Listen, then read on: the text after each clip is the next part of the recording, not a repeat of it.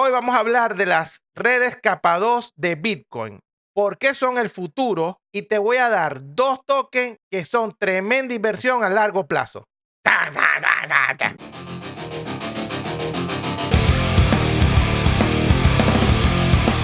Buenas noches, bienvenidos a otro episodio de Cripto Degenerado. Les habla el Iguano y nos acompaña el Criptotavo. Este es el número 27. Recuerda, nosotros no somos asesores financieros. Siempre investiga en dónde vas a meter tu dinero. Una vez más, si te gusta nuestro contenido, dale subscribe, aunque ahora le estoy dando aquí pin, pin, pin a la campanita. Subscribe, mira los corazoncitos. ¿Ves? Hoy vamos a hablar qué es una red de segunda capa de Bitcoin y por qué son el futuro. Ahí vas a hablar del papá de los helados. El papá, Bitcoin. Las redes de capa 2 vienen a cumplir dos funciones. Una Ujú.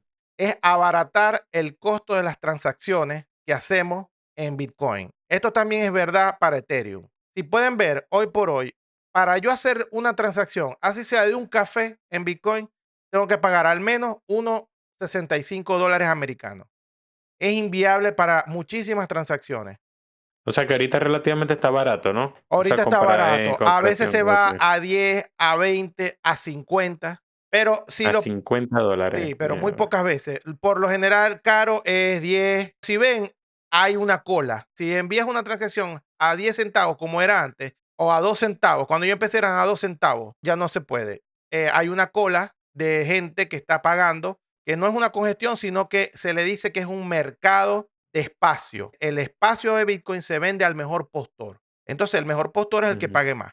En este caso, fíjate que acaba de aumentar el mínimo. Antes era 95 centavos, ahora están pagando $1.07. Es como una especie de subasta por quién va a meter tu transacción. Entonces, esto hace inviable el uso de Bitcoin para el día a día.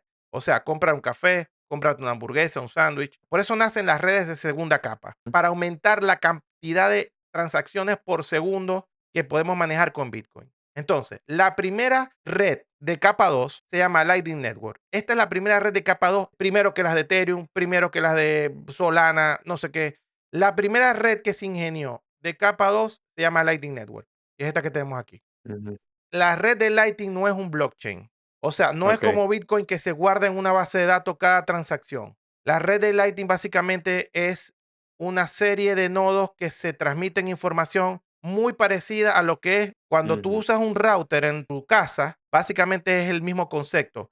Lo único es que en vez Ok. de datos es dinero. Te voy a dar un ejemplo de Lightning. Yo voy mucho a comer hamburguesas a un restaurante de hamburguesas y le pago constantemente. Yo, por ser un cliente fijo, creo un canal pues, con este restaurante. Pero yo un Ujú. día decido pagarte a ti. Resulta que tú también tienes un canal con el mismo restaurante. Entonces, ya allí tú y yo no tenemos que tener un canal, sino que yo envío el Ok. pago a través del restaurante y el restaurante envía el pago a ti. O sea, y esos canales que están ahí que dice 52.400 Ajá. es el número de canales que hay Que hay ahorita en toda la abierto red. Como podrás ver, en toda la red. ya ni se ve, ya es un rayón blanco de la cantidad. Cada rayita que tú ves ahí es un canal en este gráfico que ¿Y ves eso aquí porque arriba. dice Amazon y Google ahí abajo? Porque Son nodos que están creados en el cloud. son los que están creados en el cloud. Ajá. Ah, coño, bastante, ¿no? Sí. Hay 52,000 canales y 13,000 nodos públicos. Esto es público porque cuando tú, por ejemplo, te vas a una billetera como Phoenix Wallet, ese nodo es privado, no sale allí. Lightning Network fue la primera que sale. ¿Por qué? Porque la necesidad primaria era abaratar el costo de las transacciones. Lightning va a ser la red que vamos a usar en el futuro, como decir Visa o Mastercard.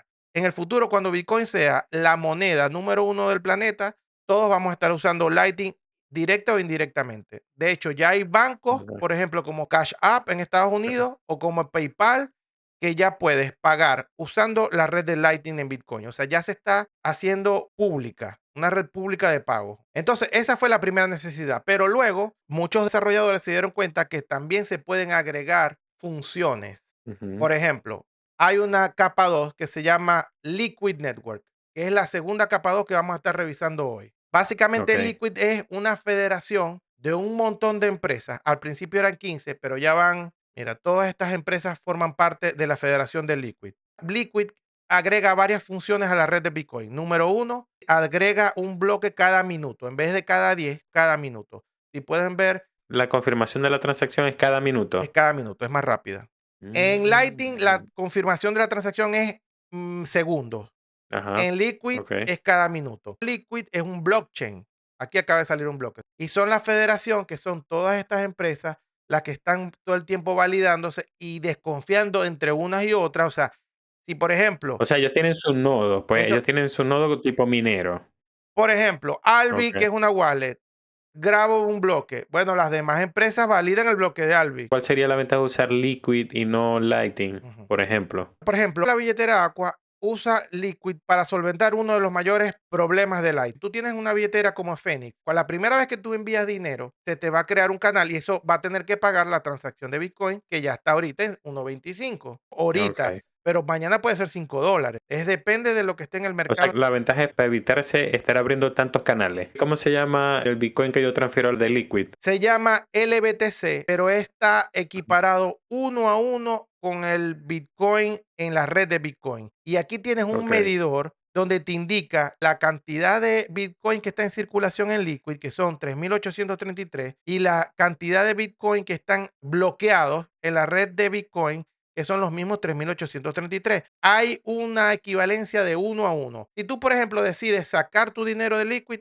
tú tienes tu Bitcoin asegurados. O sea, no se va a perder nunca esta equivalencia. Está al cien ajá, por pero ciento de los Liquid Bitcoin. es Liquid. O sea, por ejemplo, yo no puedo enviar entre Lightning y Liquid. Con Aqua O sí. sea, dinero con Aqua Sí, sí. con Aqua tú Ajá. recibes en Liquid y te los pone en Liquid. Y si recibes en Lightning, te hace el switch y te los pone en Liquid. Ah, coño, está bien, está Y bueno cuando, por eso. ejemplo, Okey. tienes los fondos en Liquid y vas a pagar tu café, te transfiere la cantidad exacta de tu café a Lightning para que puedas pagar. Ajá, okey, lo transfiero a Lightning para que sea instantáneo, pues, Sí, es en instantáneo, pocas eso es palabras. instantáneo. Cuando son los montos muy grandes, sí Okey, te hacen esperar el minuto que se toma Liquid para confirmar. Pero cuando son montos okey. de $10, $5 es instantáneo. Otra cosa adicional que tiene Liquid es que las transacciones son completamente privadas. ¿Qué pasa? Que en el blockchain de Bitcoin, vamos a revisar el último bloque que salió, y podemos ver, vemos todas las transacciones que están ocurriendo en este bloque. Estamos viendo de qué cartera, cuánto es el monto, fíjate, este tiene un montón de plata, y cuánto está pagando. En Bitcoin, cuando ya se sabe que una billetera te pertenece, es completamente transparente todo lo que hace. En cambio, en Okey. Liquid, las transacciones, mira, confidenciales, no se sabe, mira, Ujú. todas son muy parecidas. Es una cuestión que se difumina, es muy privada, es una red muy privada. Liquid nos da confidencialidad y nos agrega más capacidad para tener transacciones, pero no podemos tener smart contracts complejos como Ethereum. Entonces allí Okey. entra otra red de segunda capa que se llama RSK o Rootstock.